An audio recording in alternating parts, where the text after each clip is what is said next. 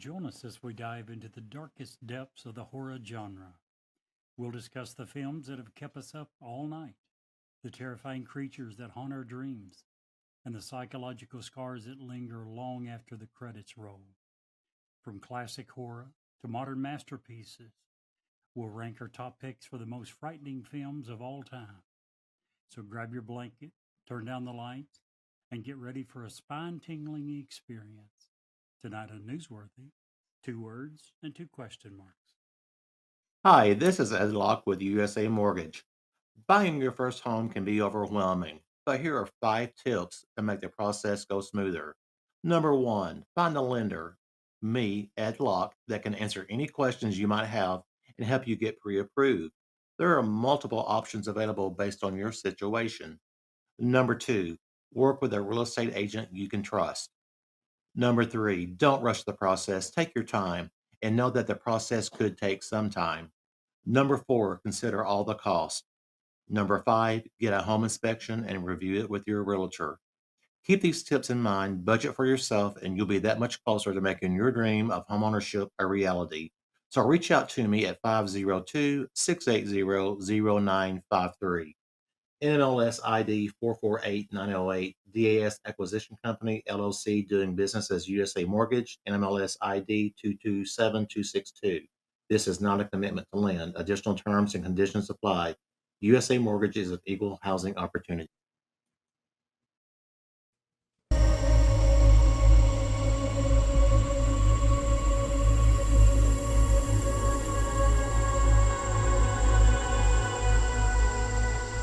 He's alive! Have you checked the children? Get out!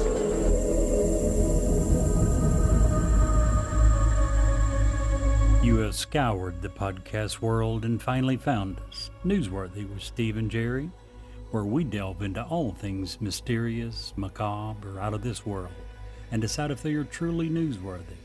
Two words and two question marks.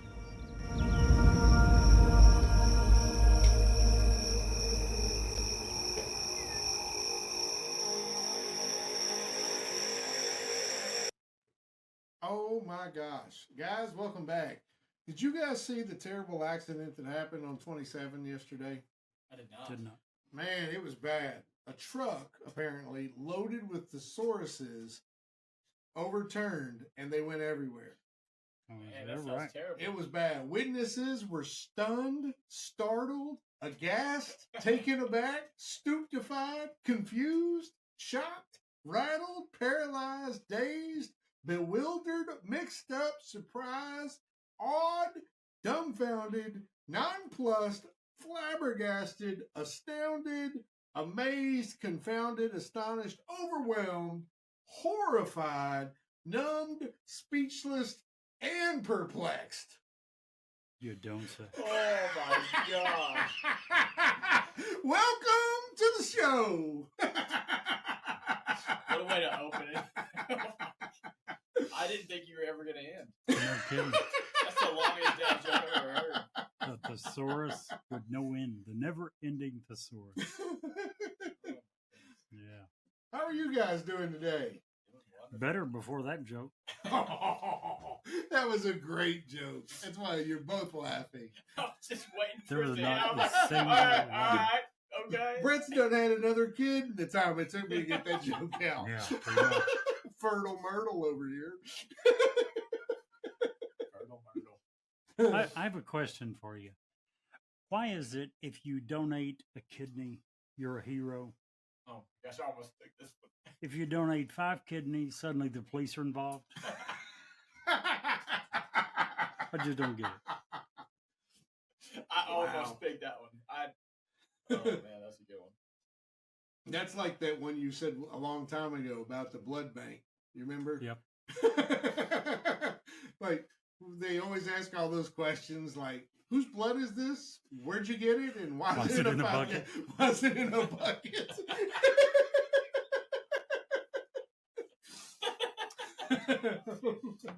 You're talking about taking stuff to the dump. So I just found out you don't need training to be a garbage man. Really? Really? Yeah. You just pick it up as you go along. Oh. saw that one too. I liked it. It's actually on my list. Wow. Woo! There was one more. I'll throw it in just Bonus. because it was on down. Woo! Bonus joke. But this one is, this is sad news. Hang on. There we go. Bonus Don't know joke. if it's going to be up to drum roll level, but here we go. Sadly, my obese parrot just died, Oh, but it's a huge weight off my shoulder.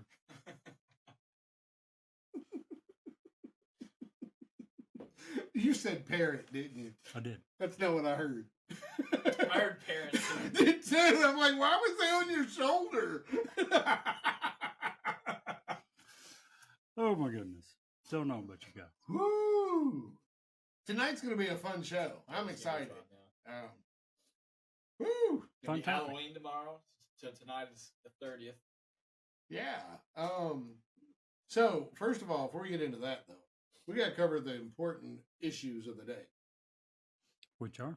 Namely, the fact that whilst on vacation last week, I graffitied all of San Juan with our podcast. There you go. So if you're listening in San Juan, you almost got to meet the famous Steve Lindsay. Or We actually have quite a following in San Juan. really? Yeah, it's weird. I would like to go to Slovakia one day and just meet some of our fans out there because we got a bunch of fans out there too. But it was neat. In San Juan, they have these and I'm sure most big cities do anymore. But there's poles and window frames and stuff as you're walking that people have just stickered like crazy, right? And they just got all kinds of stickers on it. So I figured, what the hell? Yeah. I had a had whole a sticker too. I put like 1,000 of them in my backpack, and I got rid of about half. So, if you happen to be on the New Amsterdam and sitting on the toilet in the by the main dining hall and see our sticker, go ahead and scan the QR code there, There you go. boss. It's not a scam. Have you seen that? Have you guys seen the way Yeah, that's stupid. Yeah, I keep waiting. Here's the truth. So, and Jerry, before we went to Ohio to Logan to do the Bigfoot Festival up there, I ordered what I thought was about 3,000 bumper stickers for folks. Something substantial to give out, get our name out there, whatever. What I got was 4,000 little 2-inch by 1-inch like water bottle stickers. And here I can't turn mine. I got too much stuff plugged up to it. But basically, it's just a little bitty sticker that you would put on a water bottle or a laptop or whatever. I've got mine on Oh, yeah, mine's laptop. right you here. got your own laptop. Yeah. And Yeah, right there. yeah. And I can't give these away fast enough because I want to order, and I guess I could just order some new ones, some big ones we start festival season next year, because we're going to do a lot more festivals than just the Bigfoot Fest. There's a festival down in Tennessee we're going to go to that we're really going to try to get into, one in Lexington. We're going to do the local festival here. There's just a lot we're going to be out and about. So you'll get an opportunity to come see Jerry and myself, and hopefully Brett, if you can get away. I'm planning on it. To at least some of them. The ones Hopefully all closer. of them, but at least some of them. We're definitely, if they'll have us back, going back to Bigfoot Fest. That was so much fun. I just can't describe how much fun that was. We went into it not knowing what was going to happen, and it just turned into a great experience. So, Yes, it did. Exceeded all of our expectations by far. And I don't know, you were at the very beginning of your parenting steps, if you will, with the 4 babies. Jerry and I are both empty nesters at this point, and I'm new at it. This was the most relaxing vacation I've ever had. We were amongst the youngest people on the ship, and that's not a knock. We actually planned it that way. When we decided to go on a cruise, Robin's, my wife's parents, and I went, or us and them went. So Mike and I, who does and promotes our show so much through his thievery of, big jets and going all over the world, according to Jerry. Absolutely. When we planned this cruise, we Googled cruise lines that have the fewest children. Yeah. And it was one that came up. They had a great deal. We took it. But it was so relaxing. If you want to go on a cruise and rest, there's nothing better than an older clientele cruise. I won't say old person, but older clientele, because everything on the ship closes at 10:30. So you have no choice but to go back to your room and chill. And Do you remember the last vacation you took, or possibly have you ever taken a vacation with no children? yes. Now, the one thing even when all our kids lived at home, the one thing Robin and I did was every other year we'd take a vacation. That's right. I forgot that. Because, and I mean this, and this is advice from an old guy to a young guy, Brett. Without you and your wife having a connection, you and your children, your parent-children connection can't be as strong. No, yeah, I agree. Yeah. Sometimes you just gotta go, even if it's just for a weekend or whatever. So yes, to answer your question, we would about every 2, and at the very latest every 3 years, we would go on a vacation or getaway without the kids. Yeah. So I just feel like you have to be tight in that. Yeah. I mean, just a trip to Walmart without kids is relaxing for us. We're like, man, this is wow. We don't have kids asking for a bunch of toys and climbing all over us. At the same time, here's the flip side of that now.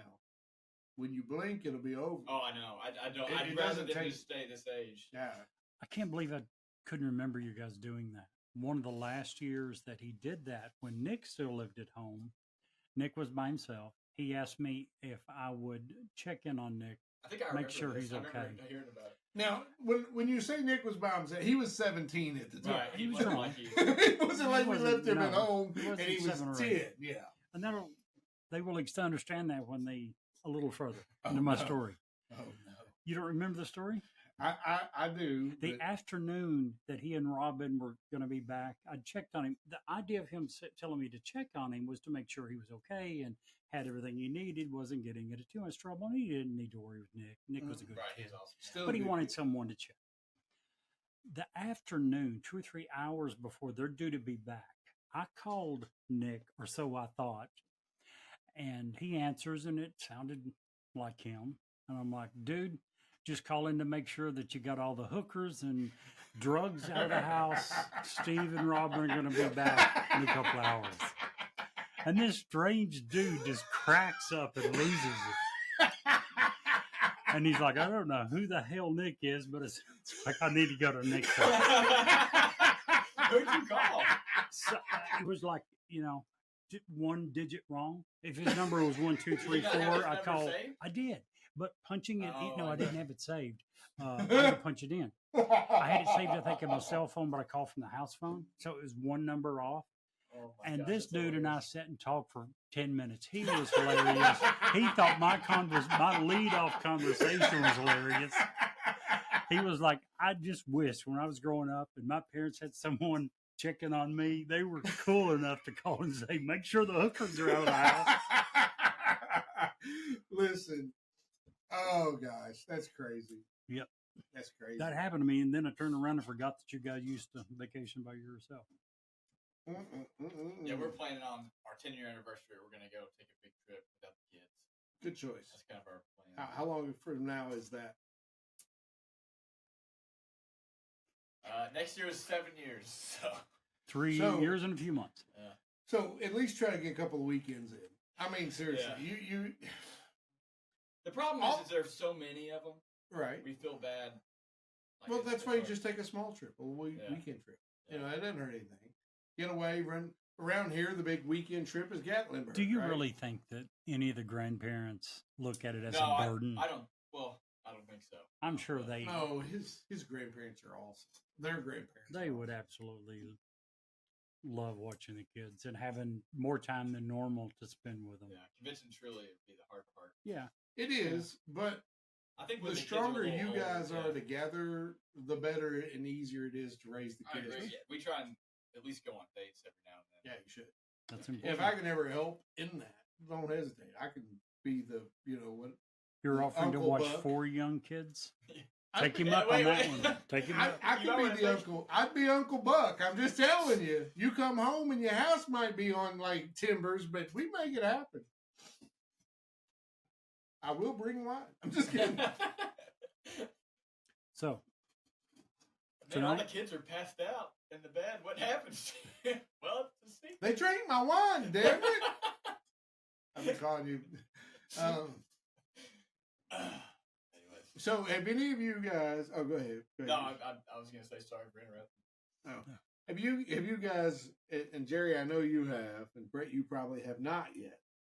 But have either of y'all ever had to have the talk? Not with your kids, but with your doctor? the talk that I have with my doctor, not him with me or her with me. No, the other way around. With her with you. Oh, I've had many. Yeah, I'm about to have that Friday morning because I had my blood work done on Monday. Okay. Yeah, so, woo, gonna have the talk. And it did not come back. well. Finger wag of doom and all that. I remember when I was a kid, my triglycerides were super high. It was like triple what it was supposed to be. I think it was. I can't remember what the numbers were, but it was extremely high. So I had Eating to, out, man, it's the worst on yeah. triglycerides. I mean, at that Mine's point, I through was the roof, eating too. McDonald's all the time, and so I had to go on a big diet to keep those down. Yep, that's me. So anyway, we are ready to let's talk about our topic tonight. We won't get into details about why I gotta have the talk with the doc, but let's just say 8.13 is not a good number in the grand scheme of things. For an A1C. You gotta tell them what kind of number. Well, you know, For certain anyone who numbers, that'd be knows great. knows. You know what I'm saying? Yeah. So we gotta get that under control as I'm drinking a bottle of wine tonight, but no, it's okay. We'll figure it out. Tonight's topic is You fun. can't mention that without telling them what wine. Oh yeah, I'm just buying. So tonight I'm drinking really cheap Oakley Vineyard wine. It's a Walmart special. Liverpool, Ripon, California. Tropical white. Tropical white. I've And, never seen that. if you like here's why I like this. I know. To all our major fans, it's not a sweet red. I'm sorry. But it is such a refreshing wine. I mean, just like, oh, very nice. It's kind of how I feel like about like Mike's Hard and stuff like that. Yeah. In the summer, Smirnoffs. Can't drink that stuff anymore. Too much sugar. It is apparently. real syrupy. I can't really drink them anymore either. But Mm. that's kind of, I think I always liked like a mango. Corona, in the middle of this, like on the beach with a lime. I like That's Corona. refreshing to me. I agree. Dude. So real quick, back to my vacation. Had a few firsts. First time I've ever been through a hurricane. We caught the outer band of Oscar as it went up through there. We the boat thought that they could avoid it. It kind of turned in front of us. We caught the last band of it. If you've not cruised and you think, "Oh my gosh, it's so scary," you know, it really isn't. The boat barely moved. By us feeling it move was it moving really big. Right, the ships are so large. Now, were you out on deck during any of it? What were the winds like? No, the winds were strong. I figured It so. was really, in fact, most of the auxiliary doors, they just I'm closed sure. off. Yeah. 30, 40, 50 miles an hour. It was a tropical depression by that point. But they did their best to avoid it. They put the stabilizers out. It was nice. But after that, it was smooth sailing. So first time I'd ever done that. First time I ever had to miss a actual port of call because they actually tried to dock twice and they just it was 6 foot swells, so they couldn't do it because we were catching, like, when a hurricane comes through, it agitates. It's just like it agitates everything. The water, the wind, so we missed Grand Turks. But kudos to the New Amsterdam, the captain, and Holland of America. It was a phenomenal cruise, top to bottom. The highest rated cruise I've ever done. Just loved it. How was the Good. top deck? Was it worth it? Like, if you were to do it again, would you Okay. spend the extra money? Well, yes. And the coolest thing about being at the very tip top is even if you have a balcony below, you have a roof, and it's Right. the balcony above you. On this one, we didn't have a roof. So when we were going through that and we were in the room and the boat would kind of tick over just a little bit, all of the water from the top would just drain off onto, and you would just whoosh. You would hear it, and it would be like, whoa. You would not want to be in the balcony during No, that. it was a lot of fun. There's a little extra movement if you're a seasick person, which we are not typically. We take Dramamine, it's good. Go lower in the ship, but up there you felt a little. The best part of that ship, in all honesty, was an area they call the Crow's Nest. There's a bar, and it's just this big, wide open area above the bridge. So that's the view you have. Yeah. And there's windows everywhere, tables, and they got games and a bar. And How's the night sky? Just freaking gorgeous. Really? There's no Can you light see like the pollution. Milky Way and stuff like that? Yeah, there's no light pollution up there. Yeah, I would love to do it just for that. When you get out and the hurricane's gone and the skies are clear, dude, you can see for what would think a bazillion miles into the atmosphere. That would be the reason why I would want the top deck. Yeah. Like the top. Even if you don't get the top deck, you can walk out on deck Right. and find a dark spot and see just anything you want to see. It's kind of like driving through Montana. Yeah, right. Truly was talking about driving through Montana, how it's just amazing. Yeah, it's gorgeous. They call it Big Sky for a reason. Anyway, blah, blah, blah. Anyways, what makes a Halloween movie? That's what I want to ask you all. I know Jerry has some opinions of. Not really. I didn't know there was such a thing. So here's what somebody on Instagram said. Okay. I don't know how reliable they are. Halloween movies are films set around the October holiday. Well, that's pretty boring. So that would mean that E.T. is a Halloween movie. That's the dumbest. Brett, are you going to die on that hill? I'm going to die on it. You could ask 100,000 people, and I'm betting that you and one more are all going to say that E.T. is a Halloween movie. It was one of the first movies I thought of. That's going to When be I our was like, goal for this show. Let me think about Halloween. Like, what Halloween movies do I like? And I immediately thought E.T. Mine would be when you mention Halloween, I'm thinking probably number one. Halloween?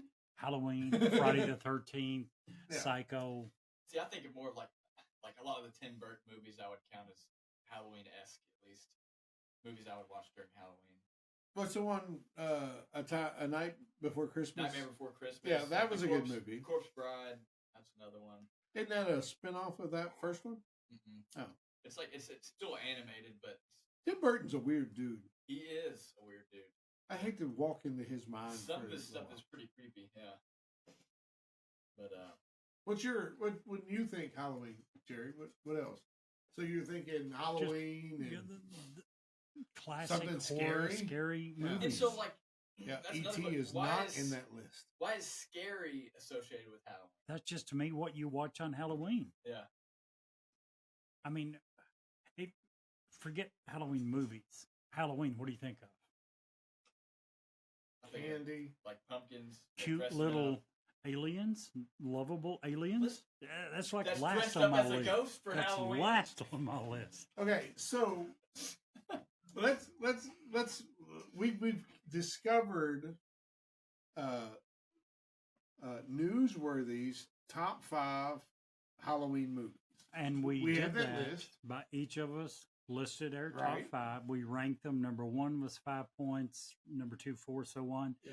We compiled them, added them together. We come up with newsworthy's list. Strictly horror, right? Ooh, Sarah wants to know about Human Centipede. That was just nasty. That's a nasty movie. I will never watch that movie. Good. I I watched it. I sat through it. I'm like, what the actual F is Would you this? call it a I would Halloween call movie? it Scary? nasty. Horror? But would it Yes. also fit under Yes, these other genres? it would. I would agree. I would agree. Okay. So before we get into our top 5, Okay. I would like to cover a few. When we came up with this topic, I had a thing in mind. I want to cover a few of them. The first one, and I dug and I researched for about 5 to 6 hours on this, which I know isn't a long time. Yeah, Totally agree with what you're saying. Would any of you all think? I want to talk just a little bit about a few movies that weren't necessarily Halloween movies, but had spooky or cursed things that happened while on set. The first one that has to come up to most people's minds, and here's the thing. We talk often about politicians and conspiracies and the government. If you don't change or try to fix something or cover something up, it goes away pretty quick. But as soon as you try to change it or fix it, it becomes a big deal. This is going all the way back to Jerry's time when he was a kid. The Wizard of Oz. Jerry's like, he's not even denying it. He's just letting this roll at this point. I love Why it. not? So Well, part of the reason I'm letting it roll is you admitted last week that you're exactly 10 years younger than I am. So what was it look for? I don't know what you're talking about. Yeah. So I wasn't here last week. you're I saying was- I'm old as sand. You're saying that you're old as sand minus 10. So yeah, I have no problem. Go ahead. Anyway, so right after the Apple scene where they hook up with the Tin Man in Wizard of Oz, they decide to get brave and they start singing the song, "We're Off to the Wonderful Wizard of Oz." As they turn away from, they turn toward the camera and turn back and run up the yellow brick road. In the background, on the original cut, now I looked at this on both sides.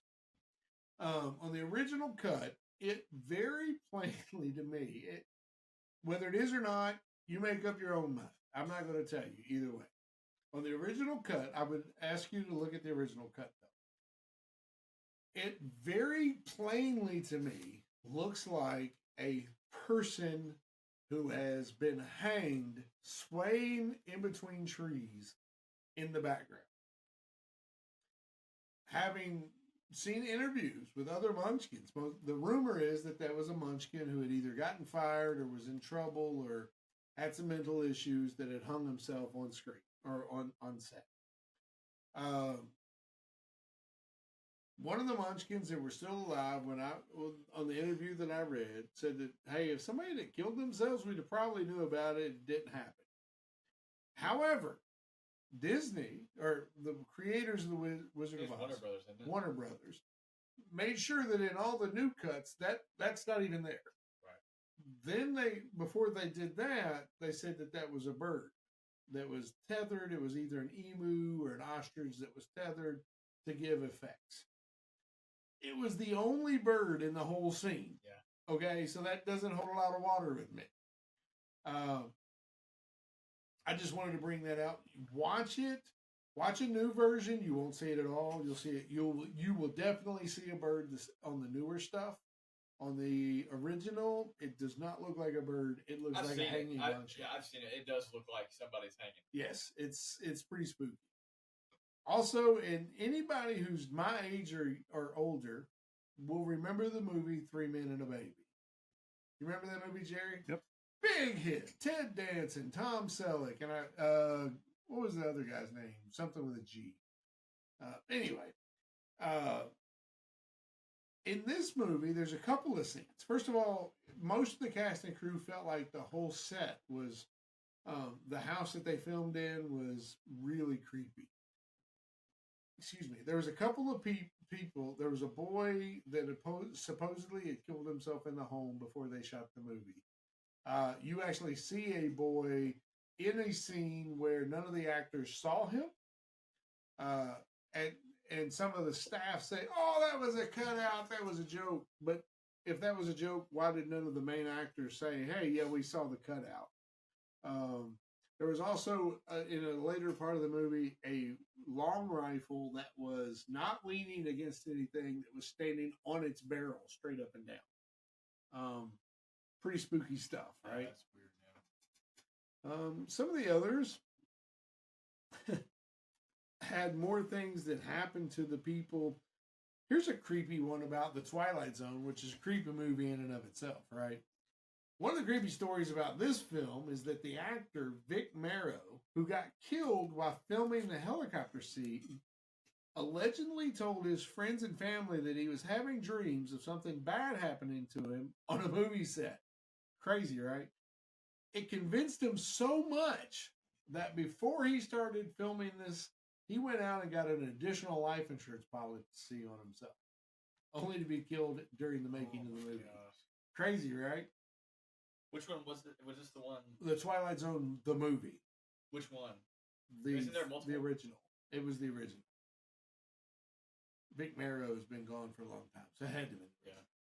So we all have heard about the Crow. Yeah, that's another Right, one I was going to talk about. That's another one. This movie had a sinister plot to begin with, but even more sinister is the fact that Brandon Lee, the main character in the movie, died while filming during filming. Excuse me, good gravy. Due to a prop gun accidentally firing a real bullet.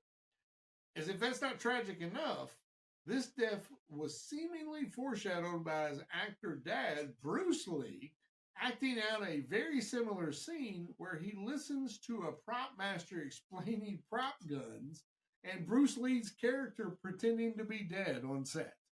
That's spooky. What a coincidence. A lot of people thought that this was like China was trying to kill. They killed Bruce Lee and then they killed Brandon Lee. I watched this guy. I guess he was like a prop master for movies, and he kind of walked through what had happened. So essentially, what it sounds like is they had a dummy bullet, but they forgot to take the primer off, and this was weeks before. So they fired it off. It went off. It did its thing. That's all fine and good. But what happens is when you don't take the primer off, is it'll get lodged into the barrel, and so he did it. And he showed like, hey, look, it's lodged in the barrel. So then when you put another dummy bullet in there, you fire it. Well, it sends that bullet that's stuck in the barrel as a projectile because the dummy bullet still has gunpowder, and it becomes a lethal weapon at that point. And so that is what they said happened on this movie was. So, right, crazy, right? So if you're filming a movie named The Possession, that's a creepy movie in general, right? What if the main actor, Jeffrey Dean Morgan, who's no slouch, who was in all the 90s movies, shared some creepy stories about the set of the 2012 horror film? He said that there were exploding lights and cold breezes in deserted corridors. And the more popularity there had been a fire during the storage facility. And the cause of the fire remains a mystery. And it was definitely not due to arson or an electrical issue. Those were ruled out. That's pretty creepy. Have you seen all the stuff that is in this vein? All the stuff that happened on the Passion of the Christ? Yeah, dude. Where Jim, how do you say his last name? Jim Caviezel. Yeah, he got struck by lightning like multiple times. And you know, when all you have kinds of stuff. I'm a firm believer of good and evil. That there's a whole battle that we don't see. Okay, that happens. There is that realm to me. And sometimes that spills over. Yeah. You know, and you're trying to do something that will enlighten and make people ask questions. You're going to have pushback. Yeah, that movie's phenomenal. Yeah, it really is. It's scary and sad. I'm pretty sure I'm not afraid. Very few movies move me. Yeah. And I'm pretty sure I'm not afraid to admit that moved me to tears. Sure, it was just sad. So, The Exorcist, Sarah on our Twitch feed, Twitter, well, not Twitch. Twitter, Twitch, thank you, our Twitch feed brought up The Exorcist. And I'll shut up in a minute, Jerry. You haven't said anything. I'm doing all the talking. By all means, go ahead. It's usually me doing all the So some of the creepy and tragic events that happened on the set of The Exorcist in 1973, 3 lives were lost on set, including Irish actor Jack and I'm going to butcher his name, McGowran, a crew member and security guard. The set itself burned down after a pigeon flew directly into the circuit box. Eerily enough, the only set that survived was that one of the room where Reagan McNeil and many of the scenes filmed happened. And that was the film of her actually going through the exorcism. Everything else at that point had burned down and had been replaced. That's crazy. Yeah. And I'll just buzz through the rest of these, man. Insidious, a little newer film. Director James Wan, he was a skeptic. Experienced quite a few scary sets while filming his movie, so much so this movie was blessed before he ever started filming. The set was. In 2010, the cast and crew allegedly felt sick and uneasy as they filmed certain scenes, and there would be reports of noises and buzzes from unoccupied parts of the set. What movie? Yeah. Insidious. Really? Yeah. Crazy, right? How about the Conjuring? Some of the creepiest stories happen while filming the creepiest films. This is particularly true for the Conjuring universe, which follows the paranormal investigations of Ed and Lorraine Warren, which we've already talked about on this show. You should go back and listen to an earlier episode. Just saying.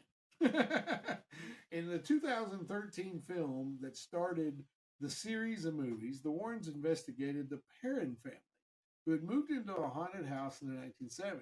The family actually visited the set and experienced strange phenomenon began to happen.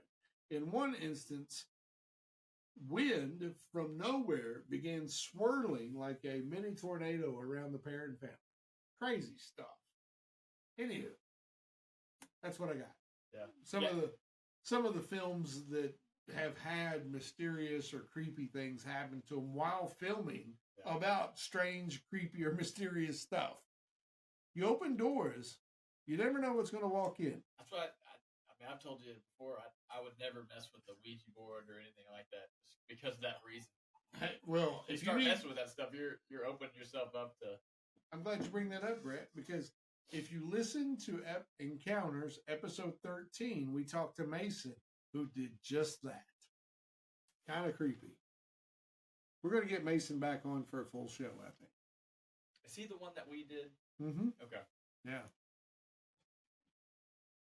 Yeah. No, that's. I would. You I would do the Ouija board. Would you? I just don't believe in it. So until I saw signs, then I would be out so friggin' quick it wouldn't be funny. It's too late. Maybe. But I mean, come on. It can't be too late. Right? How many people has it been too late for? They make this game. They sell it. And you're going to tell me that if it was really that dangerous, that a company would still be making it? How many times have they been sued? Have they ever lost? Wouldn't they have if this stuff was happening? I wasn't going to bring this up, but I'm going to bring it up. In fact, I'm going to bring it up and invite whom I know listens to the show, my Aunt Becky, to come on the show.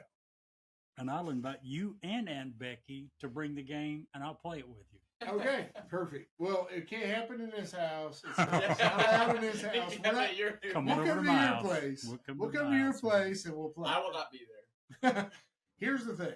We'll videotape it for you. There was a time, and I won't use last names, but my Aunt Becky, my mom, a friend of theirs, Lori, was at the house, and a lot of my teenage buddies. We didn't believe in this garbage, right? It's a game. It's stupid. We lit all the candles all around the living room. We're playing the game. There's beverages, right? Drinks are pouring. And Lori gets on and I'm on. I think that's what it was. Lori and me. Or was it? No, it was Lori and me. And we're sitting there and it's doing its thing. And in my mind, Jerry, I'm just like you. She's moving it because I knew I wasn't moving. She's moving this. She's giving us some BS answers, right? And I asked the question, and this is what changed my mind about it, Jerry, 100%. As sure as I'm sitting on this stool doing this podcast with you and Brett right now, I asked the question, if you were real, give us a sign that you're here. My mom will testify to this. My Aunt Becky will testify to this. My brother Dave will testify to this. And any of the, I think my friend Melissa was there. She will testify to this. We were sitting there. I said, if you are so big and bad and powerful, give us a sign that you're really here. And Jerry, we didn't have 2 or 3. We had like 20 candles lit in the living room. Okay. Every single candle we had didn't blow out, went down from a normal flame to just enough flame to keep them lit. Not 1 or 2, every single one of them. Wind gusts will do that, you know. Not at the same exact time. It's hard to explain that. Dude, it freaked But there was me. a wind gust in a room that affected all the candles? Yeah. 20 candles of different shapes, sizes. You know, it wasn't I'm just all saying like it's tea not- lights.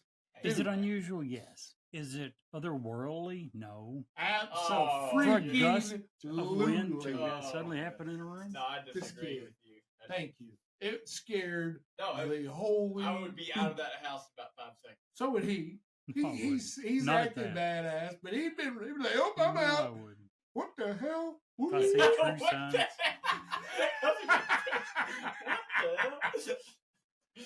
hell? I'm just telling you. I'm the one offering to. Deal, bet. If Aunt Becky's not in the best of health anymore, but if she's willing, we're making it happen, Captain. Who guys had have the fun. game? Huh? Who had the game? Brother, I'll go. It's $16 at Walmart. Yeah, I'll for plunk sure. a 20 No, for it. who had bought it back then? Whose game was I it? have no idea. No clue. I don't That's know what I where was we got wondering. it. Yeah, no idea. But I guarantee you that happened just sure as I'm sitting here. It's crazy. You know the best fix. That's not the word I'm looking for, but the best solution to this problem when you're dealing with Ouija boards or anything otherworldly. And I'm sure the Catholic Church probably would say the same thing. What would the Catholic Church say that you should do if you're going to be around evil spirits? Don't. To protect, well, I mean, if you have no choice to protect yourself, what should you do? Avoid it at all. Holy They basically water. say to avoid it. I don't know. A blessing, Religious, yes, holy- a religious cross, a symbols, the cruci- cross, a crucifix, Bible, holy water. Yeah. Oh anything my gosh. in that order. Would the Catholic Church not say that? Oh my gosh. I mean, Let me I I just figured tell they you. probably would. But I mean, yeah, they basically say to just avoid like tarot Sure, cards. but or what if you? something. What? No, I'm just talking about evil spirits. Period. What if you're in a haunted house? I'm sure they would say the typical things you see in the movies, right? Probably comes from the church teachings, which is a blessing. Get a father to come in and the holy water, a cross, the Bible. Why do you counteract evil spirits? Good spirits, God. Which, if Listen, you believe the Bible, He's more powerful Or- than they are. you know, I Right. walked up on Sarah the other day, one of our good listeners, and she was boiling a pot of water. I'm like, "What are you doing?" She goes, "I'm making holy water." I'm like, "What do you mean you're making holy water?" She says, "I'm boiling the hell out of it." I can't believe you're dragging poor Sarah into this. That's pretty good. By the way, she had another good movie recommendation that we had totally missed. Oh, don't say it. We did. Which, The Omen. yeah, The Omen was good. The Omen was excellent. I do like the Omen. That was Well, scary. I tell you, I don't. Is there multiple Omens? Yes. Yeah, I've What seen about- the newest one. The one that Russell Crowe just did wasn't bad either, where he played the head exorcist from the Catholic Church. Very good movie, very real. I haven't very saw it. I based saw on- the previews for it or good something, movie. but I I haven't saw the forget what movie. it was called, Father or something. I don't remember, but it was good. And that's real new, right? Yeah, good stuff. So, what do you think? Back to your original question, Brett. Jerry, what makes a Halloween movie to you? Scary horror movies. Not E.T., not a lovable Not little... freaking E.T. That I mean, takes place during Halloween. That is the antithesis to me. And again, everyone has their own interpretation. I'm not saying you're wrong and I'm right. No, I'm I'll saying say to it. me- You're wrong, and we're right. Well, I would say like Nightmare Before Christmas. I think that's a Halloween movie. I I would agree. agree. 100%. It's not. I wouldn't say it's scary. Yeah, it is. I mean, Oogie it's Boogie creepy. is awesome. It's My creepy, favorite. but like, I wouldn't say it's scary. It's supposed to be. If you were your oldest daughter's age, and watched Nightmare They love. Before Christmas, Oh, okay, Nightmare. They love it. yeah, They love Oogie it. Boogie is a bit scary, right? They like it though. I don't. They don't get scared. Well, they're your children, so By the way, for those wondering, they're not perfect like your wife. They're more. They got some of you in there. The Russell Crowe film, where he is the head exorcist, is called The Exorcism. There you go. That's the name of the movie from this year, 2024. A good movie. I watched it. I haven't, feast but I will. upon movies that deal in, believe it or not, Catholic, because they are the most of all the religions. They're the one that deal with that the most. It seems. I had a priest who was an exorcist for a little bit. He said that one of the, I guess, just media that got it the closest was Supernatural. He said he doesn't know how, but like 75% of what they put in there is right. Well, is if what they would do. 75% is right, I can tell you how. they had some. They went and hired some people who either were in the church or very, very familiar with the church. You don't accidentally end up 75% He dead said a on. lot of the stuff that they did for exorcisms was what Yeah. they would actually do. They had to hire some people that. The Supernatural is phenomenal. I If you haven't agree. seen it. Like, the first Absolutely. 5 seasons is like one story, and it's scary as shit. Yes. So even Then though they it, run out and go Right, on to and then other they stuff. just kind of go all over the place. But even though it doesn't matter because your opinions are stupid in this case, E.T., what do you think makes a great horror, Halloween movie? I think it deals with like those kind of because I would say Hotel Transylvania is a Halloween, I would too. and that's not scary at all. But it's It supposed to has be. like no, It it's like a tries to comedy. be in kind of a No. It's got funny Adam way. Sandler as I agree. as Dracula. It's got some comedy mixed in with it. I think if you have like the Halloween type monsters in it, like stuff like that, I think it would be. And it has But can you something to do with seriously Halloween mention dress- monsters and then turn around and say it's not scary at all? But it's not. I guess.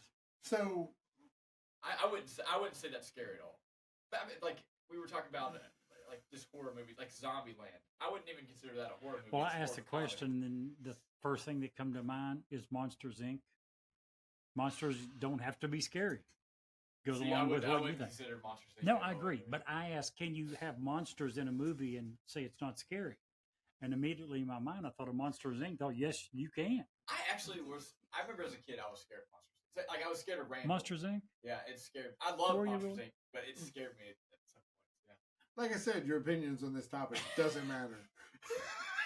Like, I just don't know if like I don't think every horror movie is going to be a Halloween movie. Does that make sense? Right. But to be honest with you, until tonight when you asked the question, I don't think I'd ever heard the phrase Halloween movie. Yeah. I typically watched horror scary movies at Halloween, but I'd never even thought about the phrase Halloween movie. And I think that's just like I was saying before. I think Harry Potter is a movie that I like to watch during Halloween, and it's not necessarily a Halloween movie, but it's just a movie that has Magic Halloween and vibes. potions Yeah, and, yes, all that stuff. I get it. Steve, you've asked us, what's your definition? Well, I feel like it has to. The whole season is about ghosts and goblins and witches and, being something that you're not on a daily basis, maybe. You know what I'm saying? We get dressed in costumes and we do things that we don't. We go around to strangers' house and ask for candy. Obviously, we don't, but children do. That's what we taught them. Have you guys looked into like where Halloween even got started? It was a Celtic tradition originally, but I didn't want to get into the origins of Halloween. We had The idea was before this show. We had 3 different topics, and I was like, "Ugh." Right, because That's originally been it was so the done. origin of And then it was like, oh, well, we'll do this, and then I looked, and that was like stupid. So now we're here with what we got. So you were talking about the origins. Sorry, go ahead. No. Go. I was gonna say sorry for interrupting. You were talking about the origins. So many people think of it, and it's often called the devil's holiday, right? yeah, Many people think my father was a Baptist minister. We weren't allowed to celebrate Halloween because to him it was bad stuff. It was the devil. It was bad stuff.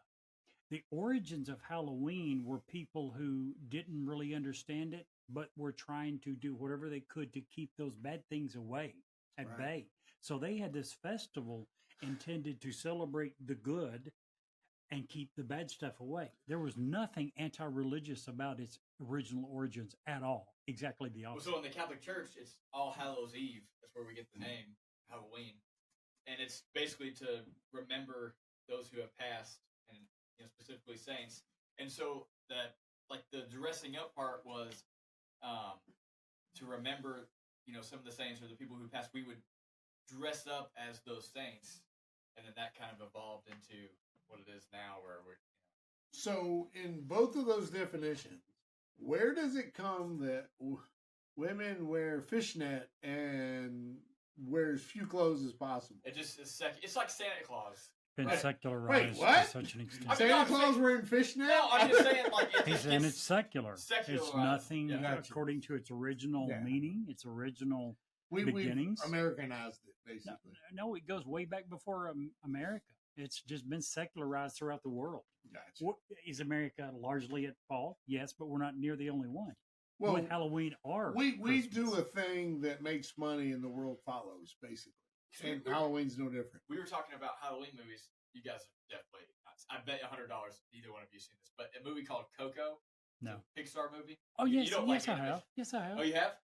So What the that's hell's wrong with you people? Day of the Dead. That's Yeah. literally that's all Hallows Eve. Oh, I did see that. That's what the old Where he guy goes was- into yeah. the Yeah. that's literally I see the tie-in. At first, I was wondering where's your That's tie-in to all Halloween? Hallows Eve. Yeah. So The Day of the Dead. That's what that is. here's what I got. Here's what I want Or to All ask. Hallows Day. Sorry. Never mind. Mine went blank. Sorry. That's okay. I ruined it. Till you think of it, Brett. I think you have a specific, or maybe 2 or 3 movies you want to tell us about. Do you not? I did. I think we already kind of talked about it. I wanted to talk about E.T. How it is a Halloween movie. Go ahead. Don't let Steve and I Don't let steal us your thunder. let us make you look like One. an idiot. Oh. One is Okay. it takes place during Halloween, which I think is a big check. Like we were talking about. Don't bring it up. I will tell you live on this show. Don't bring it up. What do you mean? You know what I'm going to say. Go ahead. I'll go ahead and tell you, but don't Die tell Hard me. is Shut your takes whore place during mouth. Christmas. Otherwise, it's not a Christmas movie. 100% You know what's agree. coming. 100%. Otherwise, there's no way you could call it a Christmas movie if it didn't happen in that time period. Because if it didn't happen in that time period, there would be no trees, no mention of Christmas, nothing. Without that, it would never once be thought of as a So Christmas E.T. movie. is a Halloween movie. No, it's not. One, and another reason, it is somewhat scary in the beginning. Oh, shit. I broke it. Uh-oh. Dragging the soundboard off. Testing. We still have audio We do somewhere. somewhere.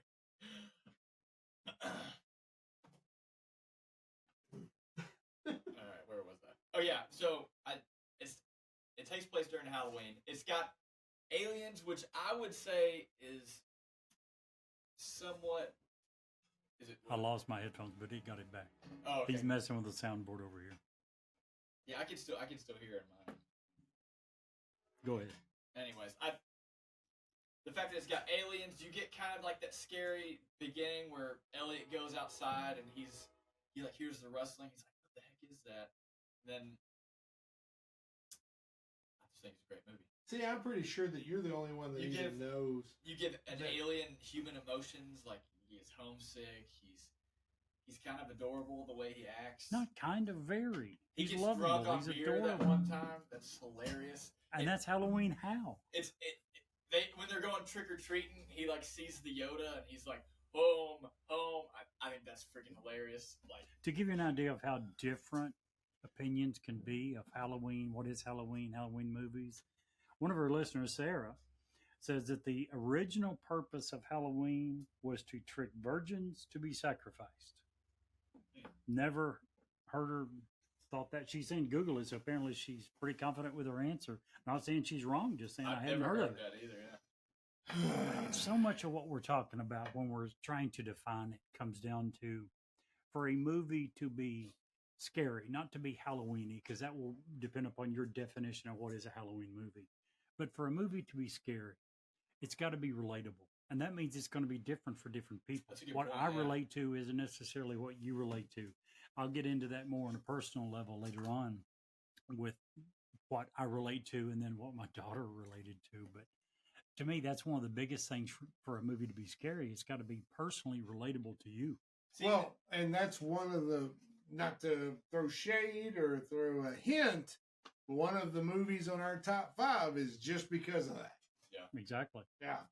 like when I think of relatable, scary movies, we talked about this a little bit before, but I'm more of a thriller person, not necessarily a horror gore person. But Prisoners, it comes to mind because basically it's got Jake Gyllenhaal, Hugh Jackman, phenomenal movie. It's even got the dude that plays the Riddler in the new Batman movie. Yep. But basically, his kids get kidnapped, and the whole movie is him and the. Sorry. All right, then. Hugh Jackman, it's his kids, and Jake Gyllenhaal's the cop, and that to me that is terrifying because What was the I have movie? kids, Prisoners. It's a phenomenal movie. Kind of going along with what you're saying, to me, the psychological part of a thriller is far bigger, far better than the actual horror, the blood and guts, Right. the gore. Saw, to me, a lot of the Saws are just gore to be gore. Right. Uh, I would agree with you on that one. Yeah. And- Especially after the first one. I would agree, which is true with most movie Right. series. They just They kinda- they start good and it's a big success, and One of the how can we movies make that- more of these? One of the movies that didn't make the list, Scream, and Yep. it was unfortunate. Or even what was the movie? Scream is not scary to me. Right, I agree. But what was the movie about? Oh, man, about missing death and death coming back to catch you. Oh gosh, what was it? The first one I think happened on an airplane. The airplane crashed. A few. Oh my gosh. Well, what you is know what it? I'm talking about?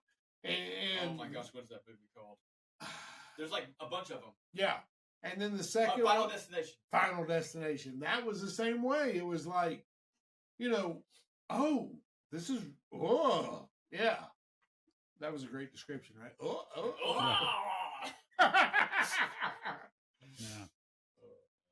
Yeah. Yeah, I think that if we're just talking about scary, because I don't think Halloween's scary. I don't either. I think we've dumbed it down to the point it's just a fun.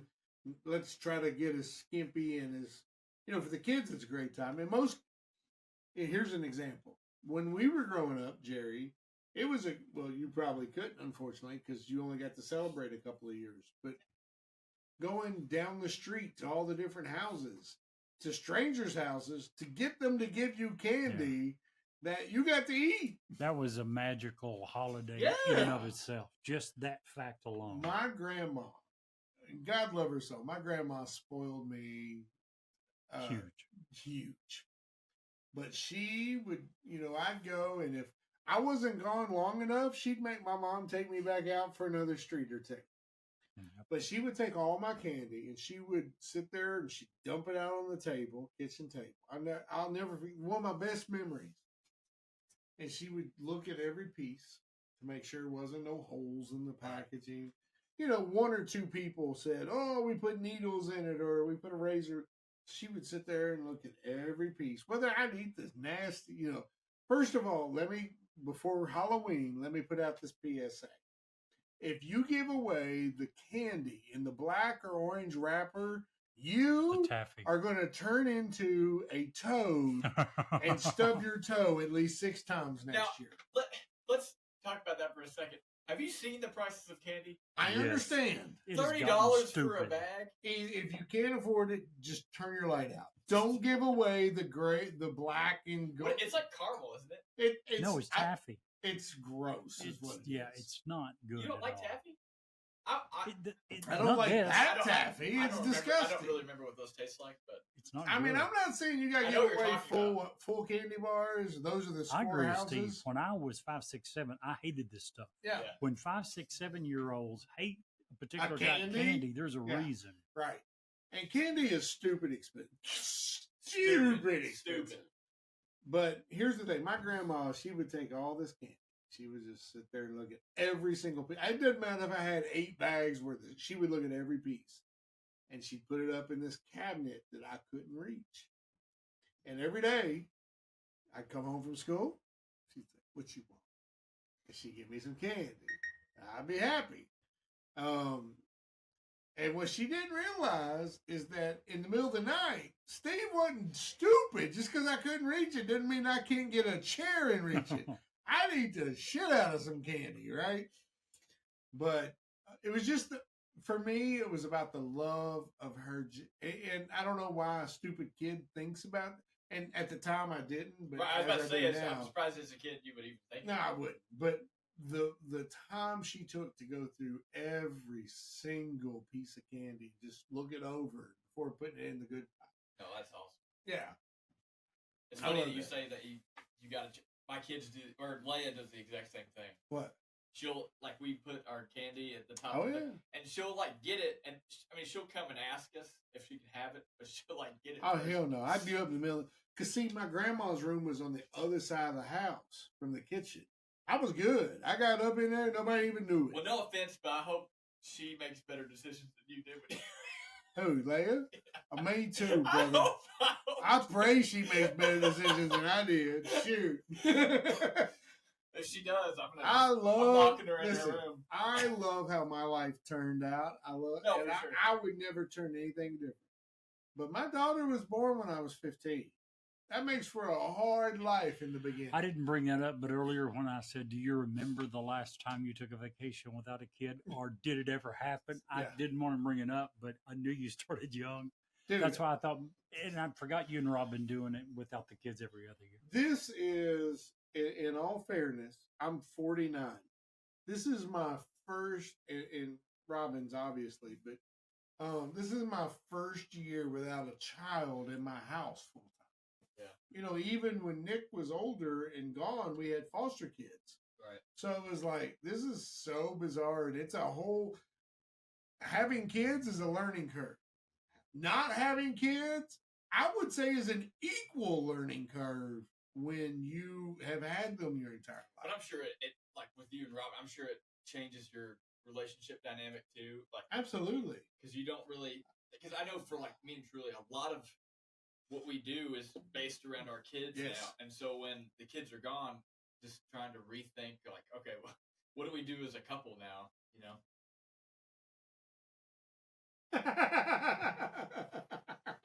Sorry, that was funny.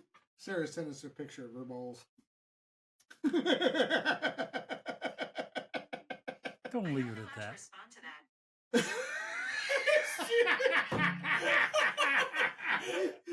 Shut up, Surrey. She thought you said Siri. So, Okay, Sarah, so we're running short on time. This has been a great episode. I'm so happy to be back.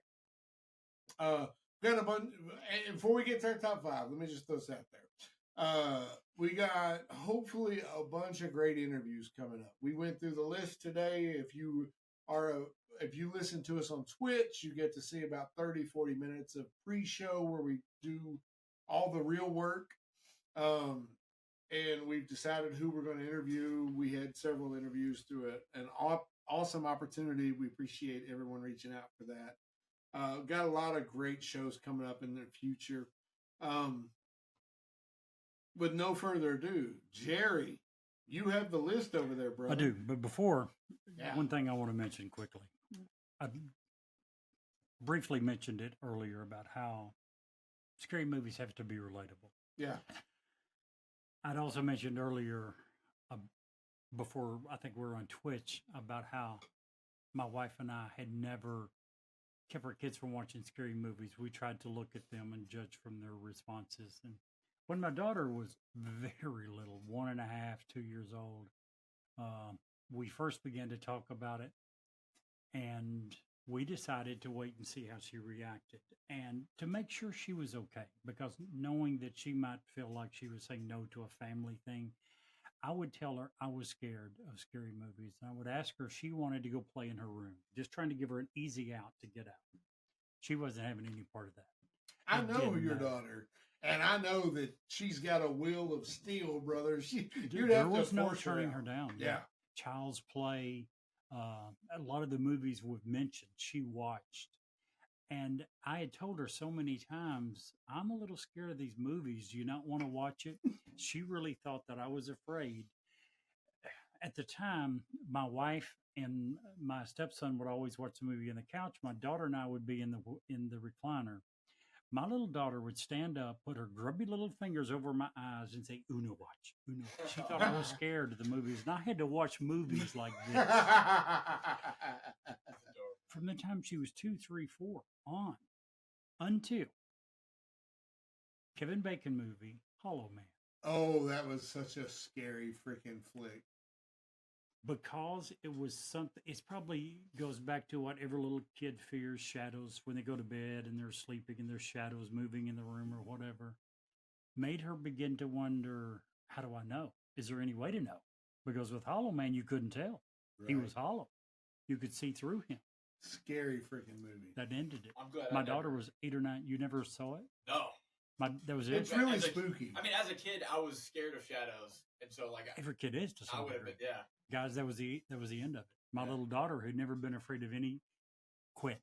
She's 31 years old. She refuses, and for the last 20 years, has not watched any scary horror movies. It's got to be relatable, is Right. my point. Yeah. For her, the movie Hollow Man was relatable. So, before we get to the top 5, let's give some honorable mentions. First of all, let's give a disclaimer. These are our top 5. Right. Everybody's top 5 And is going this to be whole different. subject was kind of last minute. Yep. As Sarah and has mentioned, we forgot some. Yeah. It's not a real good list, even of our And own. I'm kind of tainting the score because I'm not a big horror fan, like I've said before. So a lot of the movies that I picked were not typical horror. But you know, anyway, classics, but- Steve, back to honorable mentions. First of all, let's discount what we didn't count. We didn't count shows in which TV shows, yes. Outer rule those Stranger Things would have Yeah, been Stranger on there. Things would have been number Walking one. Dead would have been in Walking there. Dead. There's several shows that would have been in there that we didn't count. Supernatural, which is number one we didn't even talk Yeah. about. Yeah. We only counted movies. We didn't necessarily dictate that it had to be gore or scary and the whole, it didn't have to fall in. If it scared us, we put it in the list. If it gave us a thrill, if it gave us if we thought it was a Halloween movie, we put it on a list. You may or may not like it. That's okay. You make your own list and share it with us on Newsworthy with Steve and Jerry at gmail.com. We That's would it. love to hear your list of scary movies. And what phone number? Can you text I us have it? no clue what our phone number is. Yeah. Area code 540-709-1318. Send us a text with your 5 list. That's okay Absolutely. too. You can find us at Twitter. You can find us on Twitch. You can find us on Facebook. You can find us on all the things. Let us know your favorite scary movie. And without further ado, Jerry, I'm going to give a drum roll. You give us number 5, and we'll talk about it. Well, let's do a couple more of the honorable mentions. Honorable mentions. Yes, let's do. Yeah, you said the TV shows, but some other honorable mentions. Child's Play. Honorable Very good mention. one. Good Very good movie, one. scary, kind of took Annabelle and ran with it. Annabelle itself Yeah. is an honorable Annabelle is a mention. movie.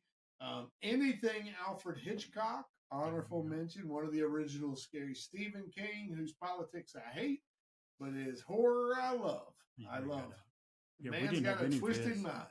Now, here's the thing about Stephen King. I hate most of his movies. I freaking love reading his books. See, I've heard like Dark Tower. I saw that movie. It was complete trash. So's the books. He had Really? a couple of really good movies, I thought. Salem's Lot, I thought, was good. Firestarter was good. Cujo was good. The best movie. And The I've Stand. read most of his books. Oh, The Stand was a miniseries. my not a movie. favorite book by anybody, pretty much, is The Stand. I Stand love is The Stand. awesome. Um, Book and movie was good too. I didn't watch the movie.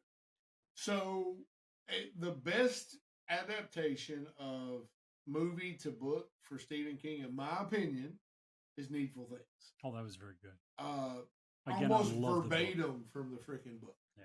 Delicious movie. Love Stephen King. What's an honorable mention for? Oh, nobody cares. What's an honorable mention of you? If he wants He's gonna say- ET he's on gonna there- say- E.T. He's gonna say Fraggle Rock. I don't. again, it's got to be See, that's the relatable. thing. It's like I wouldn't even. So we were talking about. To me, like horror and Halloween doesn't necessarily have to be the same Agreed. because, like, some of these movies, at least 2 of the movies in the top 5, I would not count as Halloween. And the I would number count it one as- movie all time, according to the one site that you looked at, Right, Rotten Rotten Tomatoes, Tomatoes. Jaws. is Jaws. And I'm like, that's not a horror movie. It is. I How don't can you think say that's not It- horror? And when you think about it, it is Not but you wouldn't- Halloween, but horror. Right, right, and so that's One of why mine. it doesn't really. They don't always line up. Like there's 2 movies on here where I wouldn't count them as on our top 5. I wouldn't count them as Halloween movies. Would you agree? Probably.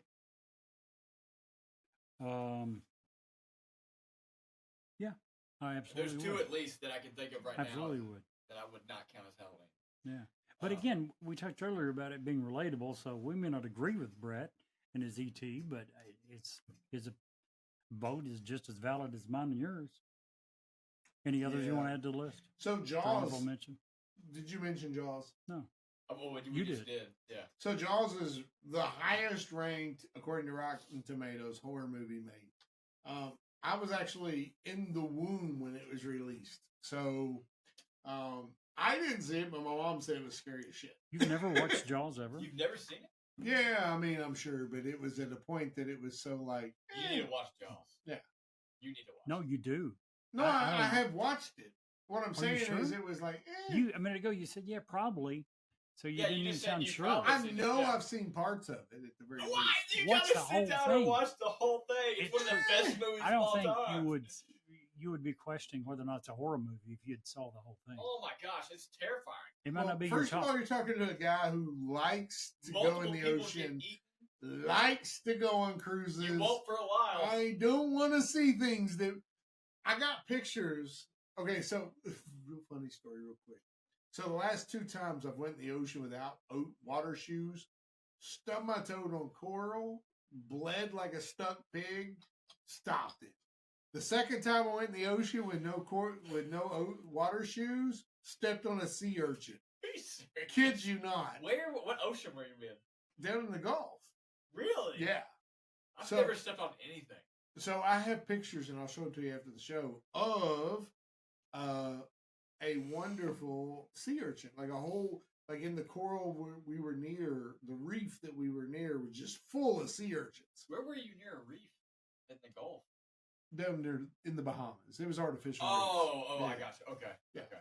Anywho, You- so honorable mentions, anything Alfred Hitchcock, Jaws, It depends on what list are we saying Halloween movies or horror? That's the thing. It's like See, we I talked don't about see a big difference. Gremlins. I don't between the either. two. we I talked don't about know. Gremlins. Like you said that- Halloween is definitely on the list. yeah. Jason, Friday the 13th has got to be on the list. Psycho. Would have Psycho. to be on the list. Psycho, I think that's by Hitchcock, right? Yep. Yeah, so it's on the list already. One of my favorite scenes in theater, in movies ever, is when he's talking to the lady and she's getting ice out of the machine, and she's looking at him and not looking in the ice machine because there's a hand sticking out with blood all over her ice. Anywho, I have a couple to add to it. okay. And great, actually, please. both are from Sarah. The Omen. The Omen, See, definitely. on the I list. enjoyed The Omen a lot. Yeah, it was good. It was a good She time. mentioned a Stephen King movie that she said messed her up as a kid that we didn't mention. What's of all that? of our scary Stephen Kings, one of the all-time great Stephen Kings, Pet Cemetery. Oh, That's yeah. Gotta be. Children of the Corn. It Children is of the Corn was good. Is it a Stephen King? Yes. Yeah. Yeah. See, that very would good. screw me up if I would watch that as a kid. Yeah, there's a lot. So our top 5, just so everybody knows, did not cover a lot of what Yeah. you may think. But it's movies that impacted us. We come up with the idea for a top 5 about 20, 30 minutes before time for show. You're, So like, it's not like scrolling we put a through. lot of thought into it, okay? All right. Without further ado. Oh, let me give the drum roll, Okay. Jerry. Drum roll. Maybe. Oh, wait. Got to the button. Okay. Oops, wrong drum roll. Hang on. Should've done that Here for we that go. joke. It's going to be very anticlimactic by the time we actually get there. Number 5. Number 5, Silence of the Lambs. Wonderful movie. One of my Great horror movie. I would not call it a Halloween movie at all. I wouldn't either. Although but I do one of think they're my close to. absolute favorite movies of all time. Yeah, it's a good movie. My top 5 movies always kind of shifts around, so it's more like a top 10, but I count it as a top 5. Silence of the Lambs is absolutely in that list, and that wasn't even my pick. Just so y'all know, So you would It put was it mine. top 5 all time. all time. And it Love didn't make your list? Huh? And it didn't make your Because list? I don't think it's a Halloween movie. I think it's more a thriller. See, that's what I was confused with the list. Yeah. Was it Halloween or was it horror? Or I both? here's how I think about my top 5. If I'm in the middle of cleaning the house, shaving a dog, washing my butt, and cooking dinner and a movie comes on and I have to stop all of that to watch it, it's in the top 5. You know, Well, I can say that for Tombstone a is lot in of that them. movie. I love. There's not a time that I wouldn't say Tombstone's that on that it's- I don't stop watching. It's probably not even top 20 for me, but I do like Tombstone. That's a Yeah, good movie. love it. All right. Number Hold on 1 second. 4. Oh, Just that was one second. so anticlimactic. Very much so. Are you ready? No. What are you doing? A minute ago, for the umpteenth was time, you lotion mentioned in the Halloween basket. movies, and I keep thinking, where did this come from? That's not what we originally said. Your original movie, your original text of what we're going to discuss said, okay, decided I hate this topic as well. How about haunted movies, not Halloween? So See, I was confused as well because then he Well, talked why about didn't the you Wizard of say Oz stuff, something? and I was like, oh, okay, so like we want some movies that have some weird stuff that goes on in the actual filming of it, and so that's what I was like. Okay, That's what well, I meant. you responded by asking about Halloween movies, but he originally his thing, and I'm sitting here tonight going, did I miss something? And I had to go back and read the original text. Sorry to screw All it right. up. Number 5, as a recap, Silence of the Lambs. Number 4. Alien. I didn't know he's going to do it for I'm everyone. going to do it for everyone. Tell me that. Alien. spoilers. Alien. Spoiler alert. Tell us about Alien, Jerry. I'll let Brett. It was his pick. Brett, Oh. tell us about. It's got John Hurt, Sigourney Weaver, phenomenal movie. Some more see, I wouldn't consider this a Halloween. I wouldn't. Sci-fi. I would not. But Horror it scares movie. you. Horror Very sci-fi, much a yeah. horror. Yeah, I think it's a great movie. Worst Great film. description of a movie ever. I like Brett's definition earlier of Halloween movie when he said it's a movie I would watch because of it's Halloween time. Yeah, Yeah. This is not one I would think of. no, Yeah, me not at either. all. Not even close. Neither You know- would Silence of the Lambs. Here's the truth. I haven't watched Really? I haven't watched an Alien. I saw bits and pieces, and I'm like, okay, I know what aliens are. However, I never watched an Alien movie until it was AVP, Aliens vs. Oh, I've dude, seen you that. need to Because go I back and watch it. love the Predator series. Yeah. Love it. I've seen Alien vs Predator. I think I like Alien, but I've only seen the first Alien. So, Not and the I've seen- second. No. I And actually I've like seen Alien second vs. better than Predator. number one. All right. Now, Jerry, I'm going to do a drum roll. Here's So, Silence of the Lambs, number 5. Aliens, number 4. No, Alien. Alien, number 4. And number 3, the Texas Chainsaw Massacre. And to give us a reason why for that one, Mr. Steve, tell us how it's relatable to you. Texas Chainsaw Massacre, by far, to me, as a child, the sound of the chainsaw scared the absolute bejesus out of Tell me. the story First that of you all, told us. So I was a Cub Scout at the time, was staying at a friend's house who was staying at a cousin's house during a scout. There was like 10 guys there, okay? And the adults were watching Texas Chainsaw Massacre. The rest of us were in there playing freaking Monopoly or some stupid stuff, right? And we hear screams, and we hear a chainsaw fire up, and all of us go in there, and I stay close to the door, and I see Leatherface for the first time. And we're not talking about the new ones. I'm talking about the original, terribly filmed, dark. It scared me to freaking death. I didn't watch this movie in its entirety till I was over 20. I kid you not, scared the holy poop right out of me. I think there was a newer one when I was a kid that came out. Yes. That I've still never seen any of them. But I remember going to back then we had like a Blockbuster type thing. I remember going there and seeing the cover of the movie. And Yeah. it scared the absolute shit out of me. That's so right. Like just seeing the dude's face, it's like I did not want to watch that movie. And that movie was loosely, and I'm using air quotes, based on Ed Gein, who we've covered on the podcast. But the simple fact that oh my gosh, he made his face out of other people's skin. Creepy as junk.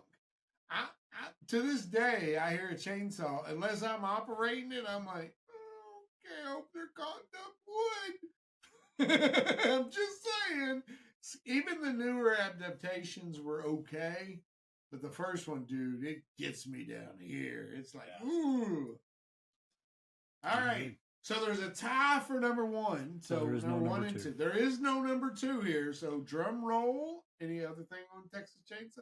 So Silence of the Lambs, number 5. Alien, number 4. Texas Chainsaw Massacre, number 3. And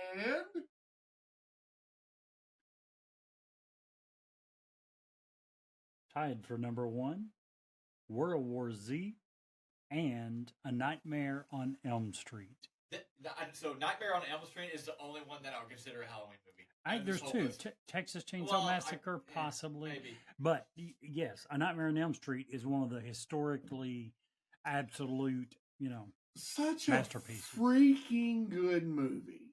I mean, and we're talking about Wes Craven's original. Right. Where, they get a little ridiculous as they go along, like all of them do. They do. How many times and how many ways can you kill Jason? Which is why Friday the 13th isn't on the list. But the original Friday the 13th was it was so different for the time period. It was. Where we had Jason and Michael Myers, who were just haunting creatures who stood around and killed people. Freddy Krueger was witty, was smart ass, was sarcastic, was thought about different ways of doing what he was doing. The story the original story actually had some cohesion. Yeah. And I'm just going to say, and I have to say right now, that when and I don't remember which one it was, first or second, or maybe third, when the little girl's looking up at the TV and he comes out and he grabs her and pulls her in and says, "Welcome to prime time, bitch." That, to me, that was it. That was amazing, well written. What do you think, Brett? Yeah, so we talked about both. I think both of us had World War Z on the list, and I got that idea from you. But I would 100% agree as far as relatable goes. That could actually happen. And You're those talking about zombies, World War Z. yeah. Yeah. Those zombies are not just like the ones in Walking Dead where they're slowly walking. They're freaking piling up that big wall and like in Israel, yeah. Oh my gosh. Dude. So World War Z to me, just to switch gears from the other, World War Z is the ultimate, oh shit, this can really happen movie. If that happens. And, a lot of people discount this movie because Brad Pitt's in it. Brad Pitt was awesome in this. Yeah. I mean, anytime you get a superstar in a movie, a lot of times people just discount it because I ain't watching that because it's him. Oh, see, I love Brad Pitt. What superstar was in A Nightmare on Elm Street? I have no idea. Superstar. None. And it was his film debut. Who? First movie ever. I have no idea. I don't either. Johnny Depp. Oh, No way. I didn't know that. Johnny Depp. Wow. How old was he then? Young. Yeah, he's super young. Wow. Johnny Depp's original movie. Interesting. What did he play? I don't even know. He was like He was even on the movie posters. He was pretty Really? big in the film. He just had that young boyish look. It looks nothing like him now. Back to what you guys were saying, I agree. But to me, that was true with A Nightmare on Elm Street. It could really happen. Really? Have you never But Ouija boards had a don't dream? focus. Have you never had a dream that when you wake up, it just seems so real that like you're half dude. waking? That's this friggin' movie. That's true. I That's get this that. movie. I've had dreams. Only that are- it was real. What happened in the movie happened in real life. So if he could kill you in the movie, you die. So here, speaking of that, one of my honorable mentions on this list actually had a rap song about Nightmare on Elm Street, Will Smith, and I Legend. I Am Legend. Yeah. That was That's a scary scary one, too. freaking Good movie. jump scare movie. Yeah, you get some jump scares in there. Yeah. For sure. Yeah.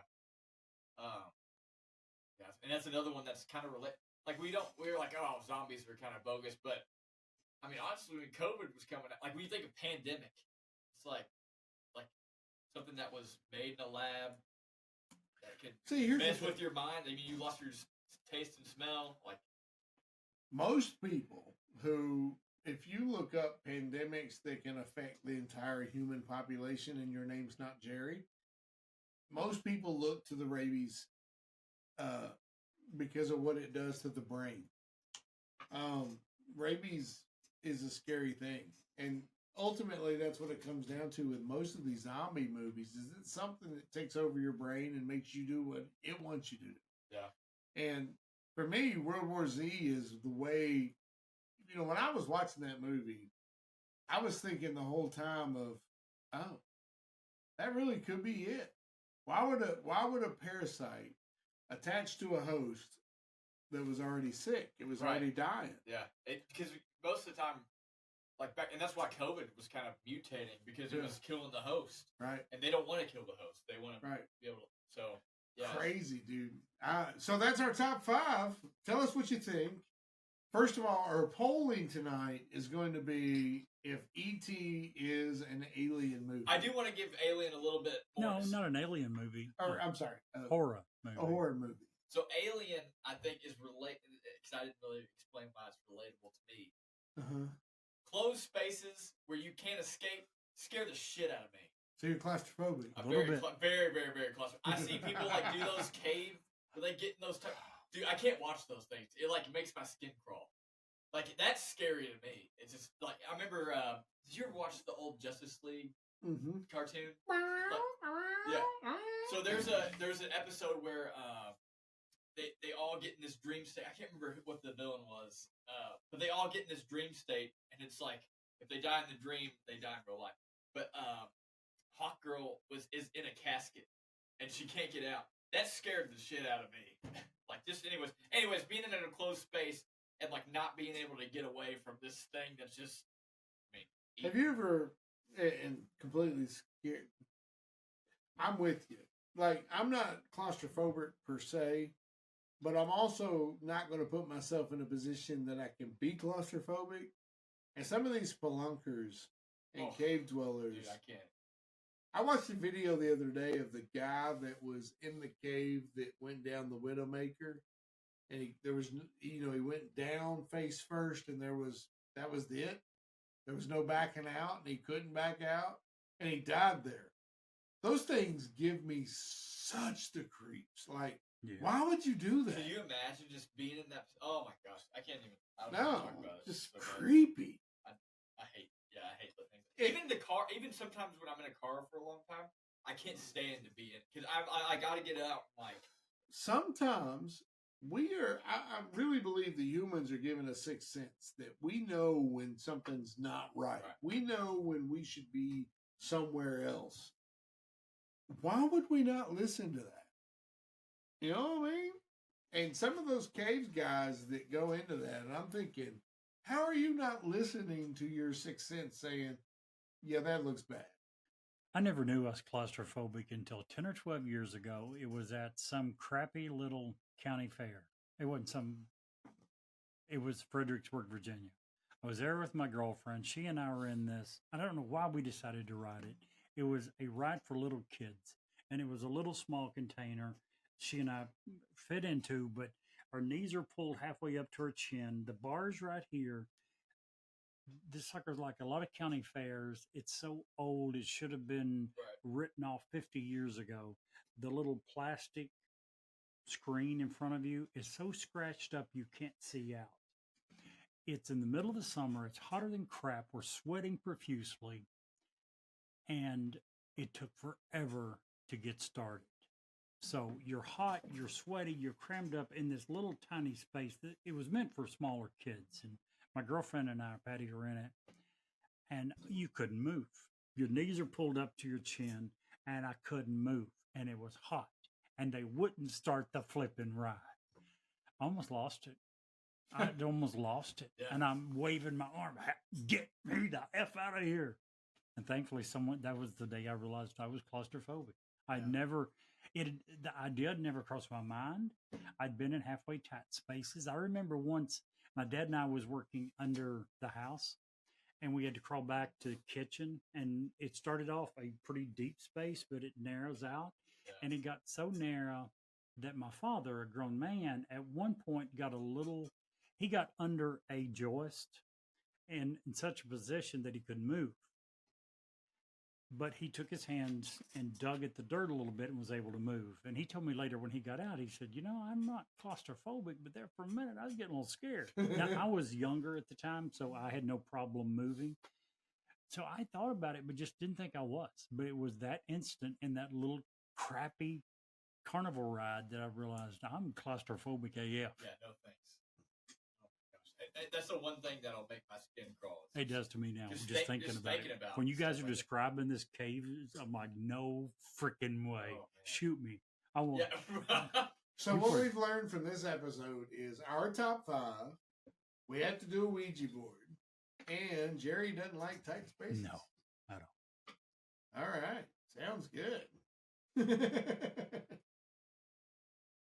What a great conversation. But we're not done yet. Stick around through these very important ads for an awesome bonus story. JT's Way is a Christ-centered, nonprofit organization with a call to help hurting families during the loss of a child. At JT's Way, they assist families grieving from the loss of a child through assistance with things like funeral expenses, emotional support, guidance through the grief process, and help in their healing journey. While paying for funeral expenses, they help navigate picking a funeral home, burial plot, or cremation services, and provide families with grief counseling resources. JT was 17 years old when he died unexpectedly in an automobile accident. He was a senior in high school and a student in the automotive class. JT loved cars and music, and he took his role of friend very seriously and made sure to make friends wherever he went. Their mission at JT's Way is to minister to families by financially assisting and connecting them with their local resources. These resources will assist in the financial and emotional burden of burying a child. Their aim is to aid in the healing process for parents and families, and these resources include grief counseling and parent-sibling groups. The outside world doesn't stop, but we can tell you from experience that a parent's world certainly does. In a time of desperate hopelessness, JT's Way provides hope. If you want to help support JT's Way in their mission, please reach out to them at www.jtsway.com. JT would often say, "Let me challenge you to make a friend, be a friend, and most importantly, bring a friend to the loving arms of Jesus Christ." Hi, this is Ed Locke with USA Mortgage. Buying your first home can be overwhelming, but here are 5 tips to make the process go smoother. Number 1, find a lender, me, Ed Locke, that can answer any questions you might have and help you get pre-approved. There are multiple options available based on your situation. Number 2, work with a real estate agent you can trust. Number 3, don't rush the process. Take your time and know that the process could take some time. Number 4, consider all the costs. Number 5, get a home inspection and review it with your realtor. Keep these tips in mind, budget for yourself, and you'll be that much closer to making your dream of homeownership a reality. So reach out to me at 502-680-0953. NMLS ID 448908, DAS Acquisition Company, LLC, doing business as USA Mortgage, NMLS ID 227262. This is not a commitment to lend. Additional terms and conditions apply. USA Mortgage is an equal housing opportunity. If you would like to share suggestions for future episodes, or simply tell us how much you love or hate us, reach out to us via email at newsworthywithsteveandjerry@gmail.com or text us at area code 540-709-1318. And now, back to the story. So tonight on the bonus story, we don't actually have a story. I wanted to talk and just give each of you guys an opportunity to, in November 5th, before our next episode, is probably in our lifetimes one of the most pivotal elections. Depending on where you live, your local elections are always important because they directly affect you, but also in the presidency. Just give a reason why you believe voting is important to you. We'll start with you, Brett.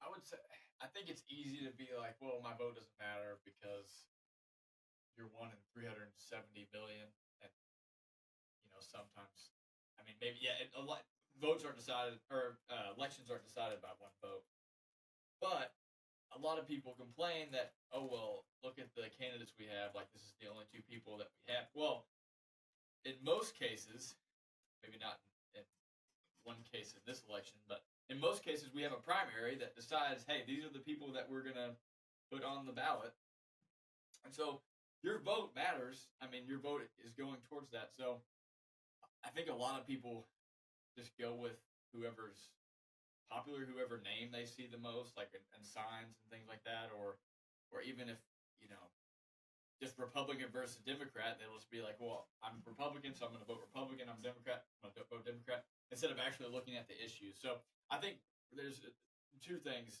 I think it's important to know what issues are important to you, and what stance both as far as the presidential election, what stance both candidates hold as far as those important issues go.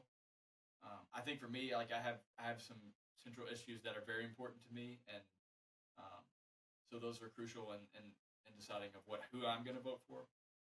But if you're going to complain after the election that, oh well, this person won, or this, and then you didn't even vote, you can't really complain because you didn't even practice your right. And not to mention, women, if you're a woman, women went through a lot of struggle and a lot of sacrifices to get the opportunity to vote. Everyone other than white men. Right. I mean, it's so the ability to vote is a right that we're given, and luckily we live in a country that gives us a say in our election. You can complain about how much of a say we get, but we do get a say, and so I think it's very important to show up November 5th and pick who you think is going to help our country, get past this time that I think it's probably the hardest time in my lifetime of Americans, as far as groceries, housing, inflation, things like that. So yeah, I think this is. I mean, a lot of people are saying, not just us, this is one of the most important elections of all time in American history. Yeah, and here on Newsworthy, we're not political. We used to be in our infancy. We're not now, and I don't care who you vote for, red, white, blue. Just vote. Just vote. And Jerry? know, like you said, know what you're voting. Jerry, Know what do why you you think? vote. Well, I totally agree with everything Brett said. I would take it a little bit further. He's talking about if you don't vote after the election, don't be complaining. Here's my thing. Why vote? Unless you think this country is going fantastic and you're happy with the way everything is, in that case, just stay at home. Stay at home. Don't bother going to vote. But if you don't think that everything is perfect, if you don't think everything is going the way it should, do something about it. The way that we do something about it is by voting. There's other ways. You can talk to other people. By all means, let them know what you think and why you think it. Doesn't mean you're going to change someone's mind, but it starts the conversation. Maybe it gets someone else interested. Maybe it gets them looking. So, but it all starts with voting. If you don't care enough to go vote, then to me, you've given up all right to complain. Just I don't want to hear what you have to say. So, vote by all means. And I will follow both of them by simply saying that many, many men and women have died to give us and to protect our right to vote. I don't care. Personally, I have my opinions. And for the last 3 presidential elections, I'm not afraid to tell you I voted for the independent person. Because it was a vote against somebody. I don't care if you vote for Kamala and the left and the Democratic side. I don't care if you vote for Donald Trump and the right and the Republican side. I would ask 2 things. Thing one is you become informed about what you care about. Do you care about the economy? Do you care about women's reproductive rights? What's the most important to you, regardless of where that is? And then fish out and find the candidate that matches what you believe in, because that's what it's all about. We can sit here and talk for days about my opinion, about Brett's opinion, about Jerry's opinion, about what's important to us. Every single person in 370 million people have a different view about different things. But we all only have one vote. So find the issue that you decide is the most important issue for you and make your decision. Also, please, please, please don't let that stop at the presidency, because the presidency affects everyone. However, city council, the state offices, they affect you directly. And you really have more of a say in those Absolutely. elections. So I'm not going to tell you who I'm going to vote for. I'm actually, for this election, going to make a vote I would in a million years never have voted for. I'm making that vote today or during this election because I feel it's that important. Yeah. And regardless of what your choice is, just know that you're not voting for yourself. You're also voting for your children and grandchildren. And what kind of world are they going to grow up in? Yeah. And that, tonight, my friends, is our bonus story. Doesn't matter who, right, left, red, blue, independent, who you're voting for, exercise your right to vote, because if you don't, you will lose that. And I want to say one more thing. I think that we as we have evolved, we have a tribe mentality. This is my tribe. This is your tribe. Yeah, absolutely. We are all Americans. So we all, no matter which side you're on, you believe that side is going to make America better. You're not garbage? Huh?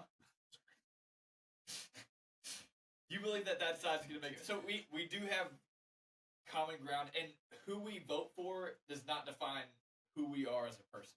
Here's the thing, and we joke about it all the time, but here's the truth. If you're on Facebook and you unfriend somebody because of who they vote for, then you weren't friends to begin with. Yeah. We're adults. If I can't have a discourse with you about what I believe is important and what you believe is important, then you need to reevaluate yourself. I mean, how many times before the show have we, sat there and talked for an hour and a half about how Jerry's wrong? I know, right?